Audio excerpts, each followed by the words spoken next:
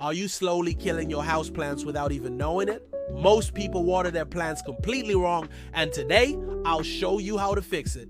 Hi, I'm here to help you learn how to care for your houseplants so they can thrive in your home. And today we are talking all about watering, so make sure you stick around to the end because I'm going to share one major mistake that most people make when watering their houseplants. Today I'll show you exactly how to water your plants, all the things to know so that you never accidentally kill your plant again, but instead you'll learn how to keep them alive, healthy, and happy and thriving for many years to come. You ready? Let's get into it. Alright, so first off, let's talk about the basics of watering, because before you even touch your plant, there's something that you need to consider. And it's very simple, but it makes all the difference, and that is your plant's needs. See, some plants need more water than others. Succulents, for instance, prefer dry conditions. Tropical plants prefer high humidity. Ferns prefer moist soil, but not soggy soil. The list goes on and on. So take note of what kind of plant you have. And if you don't know what kind of plant you have, just do a quick internet search. It's really helpful to know if you live in a hot, dry area, cold, humid area, whatever it is, so that you can adjust accordingly. Now, I want to make a note right here. This video is made for people who grow indoors. If you grow outdoors, then obviously this video isn't going to apply to you. Alright, so once you know your plant's needs, it's time to check the soil. Before you grab your watering can, always check the soil to see if it's dry, because overwatering is one of the top ways that people kill their plants. So trust me, I want you to become friends with your plant's soil. Every day you should be feeling the soil, checking it, turning it over in your hands, just getting to know it. And you're gonna do that with your finger. That's called the finger test. And it's so simple. Just stick your finger into the soil. Feel free to go deep. Your finger is not gonna reach all the way down to the bottom of the pot. Just feel it. Is it dry? Does it feel like the soil is holding on to moisture, or is it super dry like this? If it feels like this, then it's time to water your plant.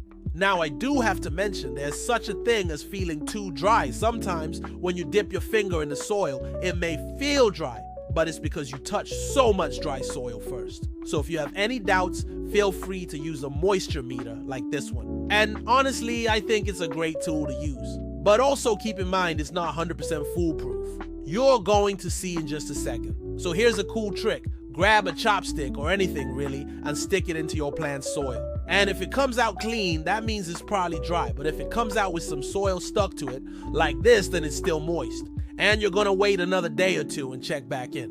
And the reason why it's not 100% foolproof is because sometimes the soil will be moist, but it's not moist enough for your plant. So just use your best judgment. Use both tools, both your finger and your moisture meter, and if you have any doubts, just water your plant. Better safe than sorry. Okay, now it's time to water. And I want you to remember this when you water your plant. Water deeply, thoroughly, completely. And I mean until excess water drains out of the drainage holes. That's important. Don't just water the surface of the soil. Water it completely. Even if your plant doesn't have a drainage hole, you still want to water it thoroughly. Make sure all the soil is nice and saturated. And if you're wondering, yes, plants do drink all the water you give them. They do not flush it out through their roots. So don't worry, it's not going to waste. They're drinking it all in and they need it. In fact, most plants would prefer to be watered thoroughly deeply once a week, rather than a little bit every day. So make sure you're giving your plant a good drink each time you water. Now, timing does matter when it comes to watering. Watering in the morning is usually best. That way, the plant has all day to absorb the water before the sun goes down. Though I will say if you live in a hot, sunny area, you may want to water in the evening to prevent leaf burn. And believe it or not, the conditions in the room that you're growing your plants in matters too. For instance, if you grow your plants in a bright, sunny location, they're gonna need more water than plants that are grown in a dark area.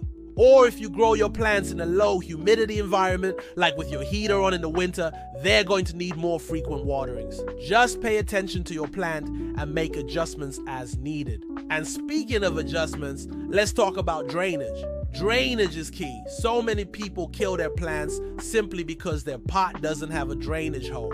Yes, you heard me right. All pots should have drainage holes. Even if your plant doesn't like to be watered often, having a drainage hole is essential because it prevents the soil from becoming soggy and suffocating the roots. See? When a pot doesn't have a drainage hole, the water just sits in the bottom of the pot. And it creates a situation where the roots are constantly sitting in water. This causes something called root rot. the roots turn black and mushy and they die. And once the roots die, the plant dies. So please, please, please make sure your pots have drainage holes. Now, I know what you might be thinking. What if my plant came in a beautiful ceramic pot without a drainage hole? What am I supposed to do? Well, you have a few options. First, you can put your plant in a pot with a drainage hole, like a terracotta pot, and then place that inside the decorative pot.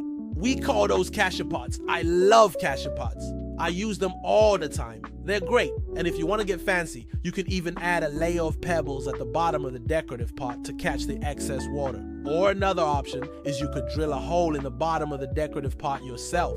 I've done this before. It's very easy. But if none of those options work for you, I have a third option, and that is to add something called a cone tree. A cone tree is a small stackable disc that fits in the bottom of your pot, and it has a little hole in the center. So when you water your plant, the water drains down through the cone tree and out of the bottom of the pot. You can find them online or at most garden centers. Lastly, let's talk about seasonal adjustments, because yes, the amount of water your plant needs will change throughout the year. In the summer, when the weather is hot and the days are long, plants will naturally require more water. And in the winter, when the days are shorter and the temperatures are cooler, plants will need less water. It's all about paying attention to your plant and adjusting as needed. Remember though, it's better to underwater than to overwater. It's so much easier to bring your plant out of a state of dormancy than it is to pull it out of a state of root rot. So there you have it, everything you need to know about watering your plants. When you water your plants correctly, they're going to be much happier and healthier and live longer lives. And I want that for all of you and all of your plants. Okay, so before we go, I want to remind you to hit that like button. I post new plant videos every week. It's totally free. Just click that subscribe button and you won't miss a thing. And if you have any questions about watering, comment below. I'm here to help. Happy watering.